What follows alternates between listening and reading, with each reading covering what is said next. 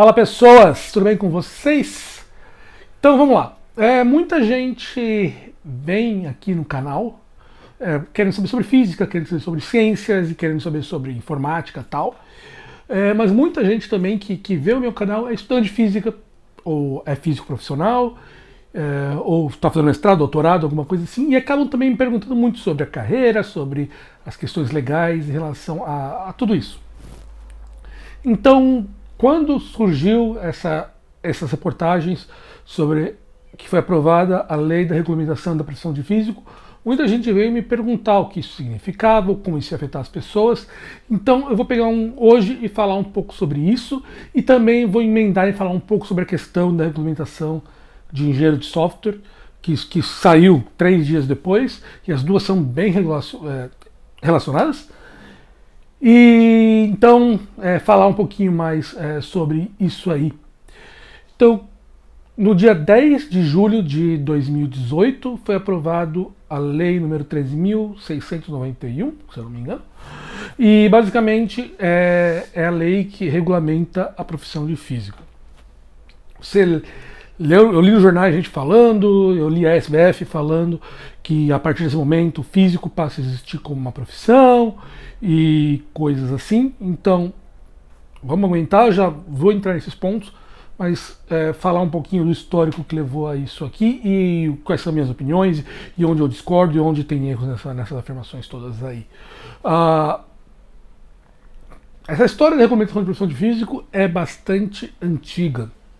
Quando eu entrei na faculdade, em 2002, eras atrás, já se falava sobre isso, já existia essa intenção de se ter uma regulamentação da profissão de física, de se ter um conselho da profissão de física, como existe a OAB, como existe o CRM, como existe o Conselho Regional de Odontologia, como existem diversos conselhos por aí. Então a ideia, o CREA e outros, então a ideia era existir exatamente a mesma coisa para a profissão de físico. Isso já vinha em discussões, não existia muitos avanços na época. Em 2006, o Crivella, atual prefeito do Rio, ele fez um projeto de lei em relação a isso. Eu não sei se esse foi aprovado, é o projeto do Crivella ou se é o projeto posterior, mas o Crivella foi bastante influente nisso aí, e foi indo até que agora foi aprovado. Então, quer dizer, uma coisa que já está vindo aí há 17, vamos falar, porque isso já se falava quando eu entrei na faculdade, então vamos falar que tem 20 anos, se bobear mais, já se fala disso aí, então é muito tempo. Eu, pessoalmente, sou completamente contra isso. E eu já vou dar os meus motivos em relação a isso, porque eu acho que é uma besteira, porque eu acho que é uma burocratização inútil e porque eu acho que isso vai trazer mais malefícios do que benefícios em relação para quem é da área. Não só eu sou contra, como no meu antigo blog, com outros colegas meus de física, então Rafael Cossaverini, Rafael Lopes de Sá, o Leandro Seixas, nós todos tínhamos um blog que era o Arfísica. Alguns estudantes de física podem ter encontrado ele por aí já. E lá no Ars a gente discutiu muito internamente, e o Lopes de Sá e o Cossaverini ambos escreveram textos contra a regulamentação da profissão de físico, porque era a opinião nossa, de todos os editores do blog, e todos nós concordávamos que não era uma boa ideia. Então, quer dizer, de 2007, 2008, 2009 a gente foi bastante vocal em relação a isso. Surgiram textos no jornal da SBF contradizendo que o pessoal estava contradizendo alguns textos que ele escreveu no blog e tal. Então é uma coisa que a gente foi bastante vocal em relação a isso, contra a organização da regulamentação da profissão de físico. O que é a regulamentação da profissão? E esse é o primeiro ponto, que no dia que surgiu essa notícia, surgiu gente falando, agora físico passa a ser reconhecido como uma profissão. Isso já é a primeira mentira da história. Físico, há muito tempo é reconhecido como uma profissão. Há muito tempo você já pode contratar uma pessoa como físico em carteira, sempre se pode. Você pode até com especializações específicas. Você pode ir lá na CBOs, então, basicamente, os códigos que você tem que colocar na carteira de uma pessoa que designa a profissão dela, o cargo, tudo. Você já podia contratar uma pessoa como físico de partículas elementares, físico nuclear. Então isso já há muito tempo você já podia se colocar isso, professor de física, todas essas especificações já existiam há muito, muito tempo. Então não é que físico passa a existir como profissão. Físico como profissão existe há muito tempo. E há muito tempo uma indústria pode contratar alguém como físico e, além disso, pode até contratar como físico elementar de partículas, se ela precisasse. Ou qualquer outro físico teórico, qualquer outra dessas denominações que existem. Então isso já existia. O que a regulamentação está dizendo? Na verdade, ela está criando um conselho, e esse conselho serve para estipular quais são as características que determinam quem pode seguir aquela profissão, e e ele começa a determinar então, só quem faz parte daquele conselho pode se denominar seguindo aquilo lá. Por exemplo, a OAB. Você pode ter se formado em direito, você só passa a ser um advogado a partir do momento que você está inscrito na OAB. Você só pode ser contratado como profissão de advogado, só pode exercer a profissão de advogado se você está inscrito na OAB, se você foi aprovado, não importa se é um exame ou não, mas o conselho determina quais são os critérios de aprovação, se você paga a mensalidade. A mesma coisa vale para o CREA, você só pode ser contratado como engenheiro, só pode exercer a profissão de engenheiro se você fizer parte do CREA. Só pode ser médico se você fizer parte do Conselho Federal de Medicina e for inscrito no Conselho Regional de Medicina subsequente. Então, os conselhos eles determinam, na verdade, quais são os grupos de profissionais que podem exercer essa profissão. Por que isso, em alguns casos, pode ser útil? Em profissões onde existe um risco iminente de se ter aquela profissão, psicólogos, médicos, engenheiros, onde um engenheiro, se ele não seguir determinadas características, se você não tiver uma garantia mínima de quais são as características dele, você poderia construir uma ponte errada, ou um médico poderia fazer alguma coisa errada. Então, ele poderia não ser um especialista, o caso que está tendo aí daquele cirurgião estético ali agora que teve. Então, você tem várias questões que poderiam surgir se um profissional que não fosse qualificado exercesse aquela profissão. Então, os conselhos, nesse sentido, para esse tipo de profissões, eles podem até fazer um sentido, porque eles estão garantindo que só pessoas que são parte daquilo ali, eles têm códigos específicos, possam exercer aquela profissão de garantia para lá. No entanto, quando você vai para um físico, quais são as coisas muito perigosas que um físico está fazendo? O físico é um cara que é especialista, entre muitas aspas, em fazer pesquisa. Ou pesquisa industrial, ou pesquisa acadêmica. Mas você normalmente contrata um físico pela capacidade dele de desenvolver modelos matemáticos, desenvolver computadores, desenvolver sistemas de pesquisa em tecnologia, em materiais, em coisas assim que permitem você criar coisas novas.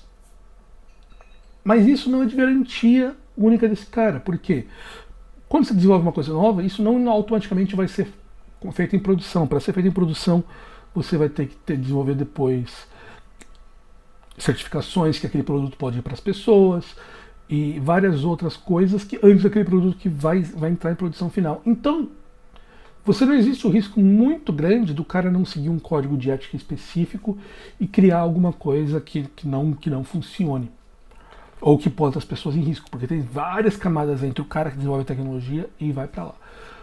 E além disso, o que tem de especial que uma pessoa pode fazer pesquisa? Uma pessoa pode fazer pesquisa unicamente se ela sabe aquele assunto. Então, por que eu impediria um matemático de estudar as coisas extras e desenvolver a pesquisa, já que não existe risco iminente em fazer aquela pesquisa lá? Ou que impediria o engenheiro de fazer a mesma coisa, um médico, ou qualquer outra coisa, qualquer outra profissão de fazer isso?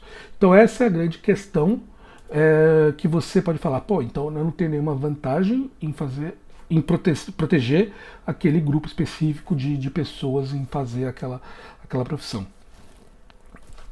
Um ponto aqui, existem dois grupos profissionais da física que poderiam ser mais complicados, os profissionais de física médica e os profissionais de física nuclear. Porque esse sim, se algum erro, se o cara faz um raio-x errado, se o cara adiciona uma máquina que vai fazer os isótopos errados, isso poderia criar um problema. Então, esse é um grupo que poderia ser um problema, e a gente tem os professores, que seriam outro grupo que poderia criar um problema.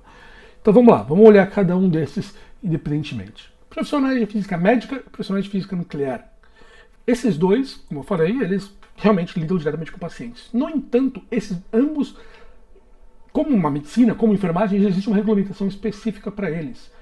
Você ser, nessa nova regulamentação, parte do Conselho Federal de Física, ou Regional de Física, como vai ser, não te permitirá fazer automaticamente física médica e física nuclear. Você tem que ser parte, aprovado na Anvisa, você tem que ser aprovado no CNEM, que é o órgão que regula atividades nacionais nucleares no país, e só você fazer um teste para ser aprovado lá, e só ali você pode atuar como físico médico e como físico nuclear em hospitais públicos e hospitais privados.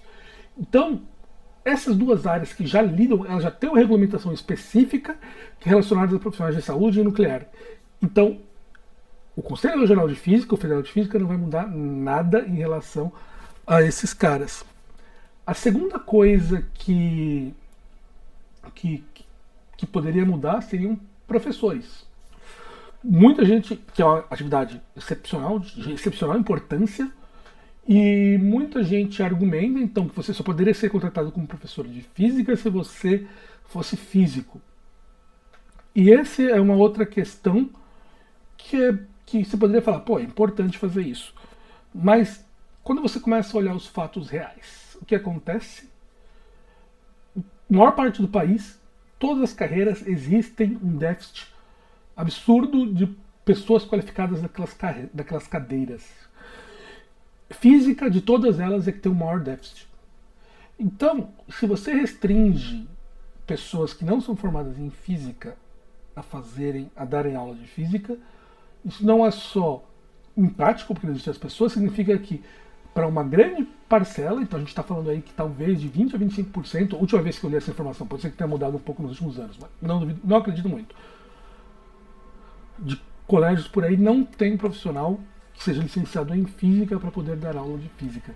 Então você está falando o quê? Se atualmente o professor de matemática que está cobrindo, ou de química ou de biologia, que estão cobrindo, e muitas vezes cobrindo não de uma maneira satisfatória, porque não é a profissão deles, mas de alguma maneira está funcionando, você vai estar falando que essas pessoas não vão poder dar aula mais naquela profissão. Então, para física. Então, olha o problema que a gente está desenvolvendo aí. O problema vem muito antes. A gente tem um déficit absurdo de profissionais para poder funcionar.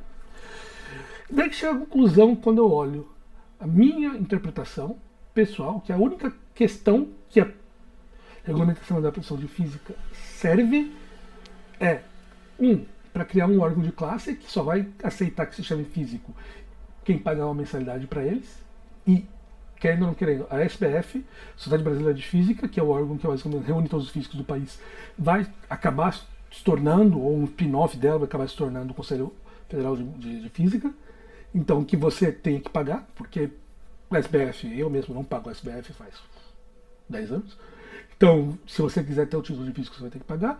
E a segunda coisa é criar uma reserva de mercado para que só as pessoas de determinadas áreas possam exercer profissões chamadas de físico, então que sejam pesquisadores, que sejam professores, que façam isso.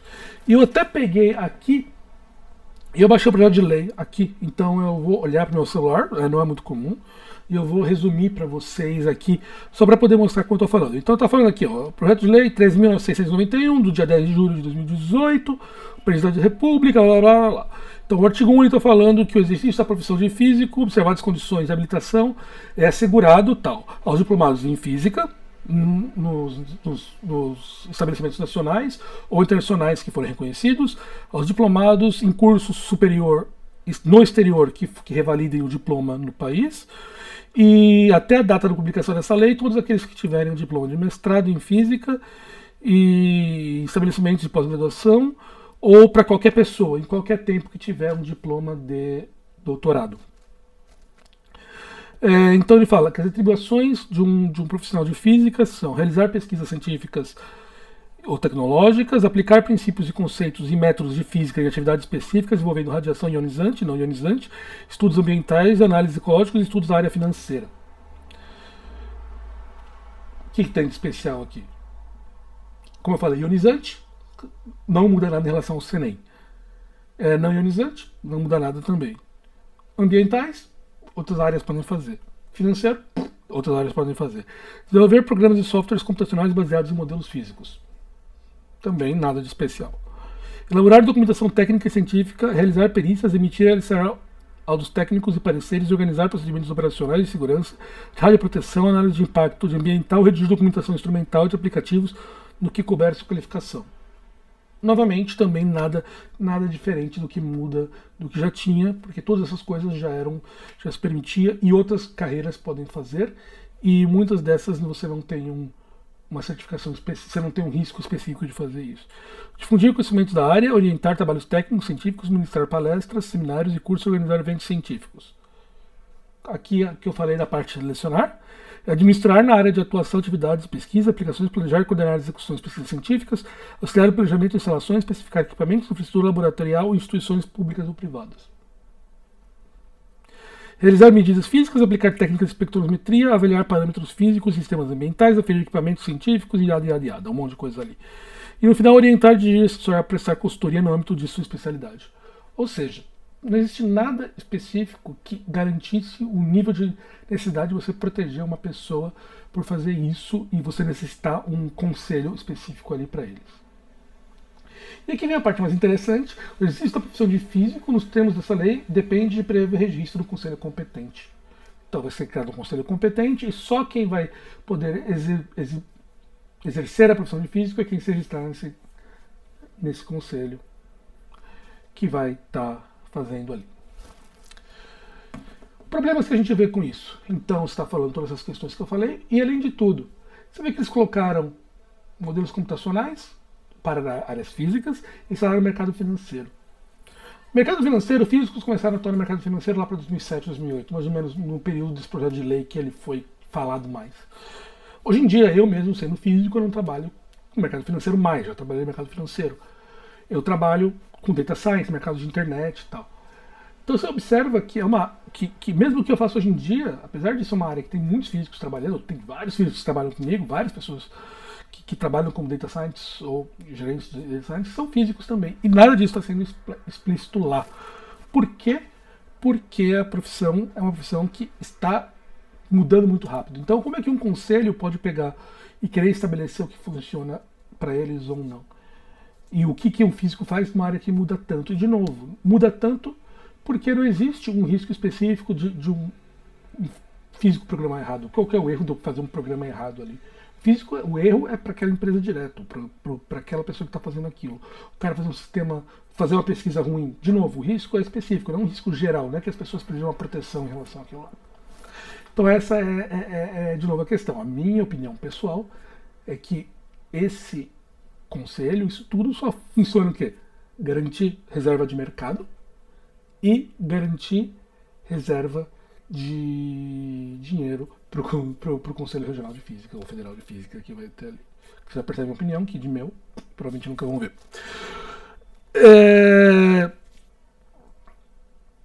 Isso é uma das questões que pega muito, e com isso eles fizeram todo esse conselho falando que físico não é uma profissão, que agora físico passa a existir como profissão, o que é, de novo, mentira. Foi utilizado isso como mentira para convencer as pessoas de um fato mentiroso que acontece por aí. E até para dar um exemplo internacional, vamos pegar ali.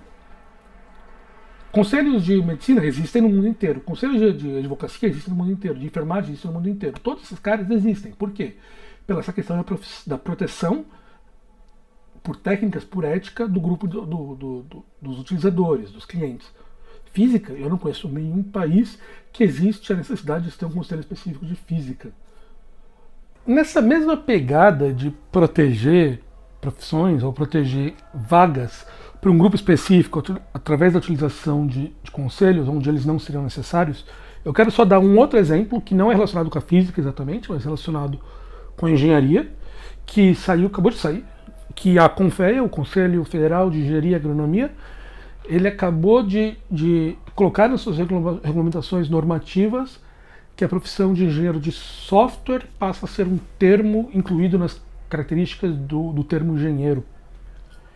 O que isso quer dizer? Você não pode chegar e contratar eu ou qualquer outra pessoa que não tenha feito engenharia como engenheiro civil, porque aquilo é uma profissão que é garantida e com aquilo que eu expliquei. O engenheiro civil ele vai fazer uma coisa, ele vai colocar muitas pessoas em risco, então ele precisa ter uma certa garantia. Para algumas profissões isso faz sentido. Software, tirando algumas áreas muito específicas que já tem regulamentações muito específicas, aviação, salve Lito, você não tem muito, você não tem essa necessidade. E agora o CONFEA, até de novo, peguei aqui até de novo também a regulamentação, acabou de colocar que engenharia de software é um termo agora que passa a ser engenheiro de software passa a ser um termo que passa a ser regulamentado pelas noções do CONFEA e dos CREAs. O que isso significa? Normalmente, fora, em inglês principalmente, no mundo anglofônico, se utiliza muito o termo engenheiro de software para designar um programador. Então, você vai ver um cara que trabalha lá na Google, que é um programador, é um software engineer. Então ele é um cara que desenvolve software, ele que está trabalhando lá. Então esse é um termo muito comum. Então agora o que eles estão dizendo é que se você quiser contratar alguém como software engineer no Brasil, esse cara vai ter que ser engenheiro, esse cara vai ter que ser contratado e designado como parte no CREA e coisas específicas. No final das contas, isso não vai alterar muita coisa diretamente, porque basicamente para a maior parte dos cargos que os caras vão fazer é chamar de desenvolvedor de software, vão chamar de consultor de software, vão chamar de guru do software, ninja do software, qualquer coisa específica assim. Mas mostra essa mentalidade de tentar se regulamentar profissões através e tentar garantir um registro e uma garantia específica de que só um grupo de pessoas podem participar dessas profissões. E isso, talvez para o mercado público não vai alterar muito, o mercado privado não vai alterar muito, para o público pode ter algumas alterações, porque cargos são especificados por lei e coisas assim. Então, se existia algum cargo que contratava a pessoa como engenheiro de software, só agora pessoas com registro no CREA e coisas assim vão poder participar.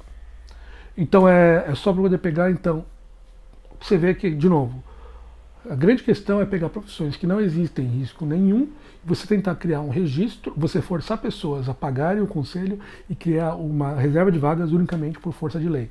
E todo mundo sabe que estudou, e isso é até um vídeo que eu vou fazer um dia, falar um pouco mais sobre microeconomia, você cria alterações de escassez no mercado, você cria, então, distúrbios no preço, mas também cria distúrbios na produção, na capacidade do mercado de ser competitivo, por você estar criando esses distúrbios em relação à profissão.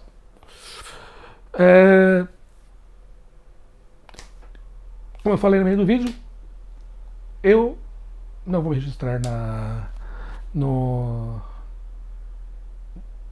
Conselho Federal de Física.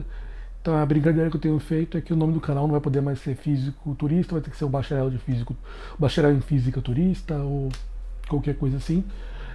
Tava brincando com o nosso demolidor brasileiro, o Lucas Adaeli, que ele também não vai poder mais se chamar engenheiro de software lá na Google, ele vai ter que se chamar ninja de software ou qualquer coisa específica em relação a isso.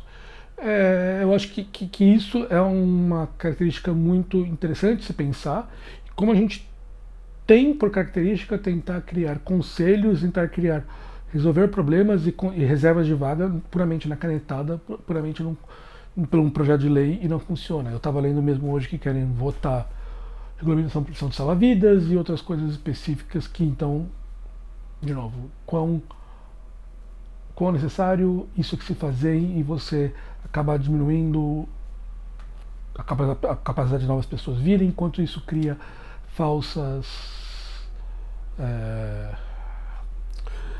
escassezes de profissionais por causa disso. Isso é uma questão bastante complexa, mas uma coisa eu tenho certeza absoluta: no caso da física, com essa lei que acabou de ser aprovada, e no caso da engenharia de software, as vantagens que você vai ter com isso são poucas, eu diria que nenhuma, e os problemas que isso vão gerar são muito maiores do que o que vão ser.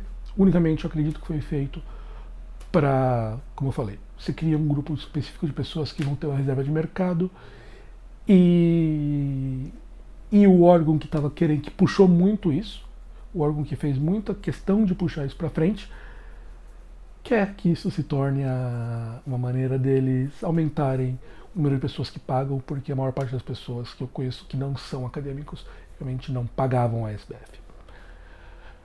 Beleza? Eu acho que, como eu falei, isso aqui é muito interesse do pessoal que está fazendo física, pessoal que estuda física, pessoal que é físico profissional, ou que é estudante de mestrado, tal, doutorado.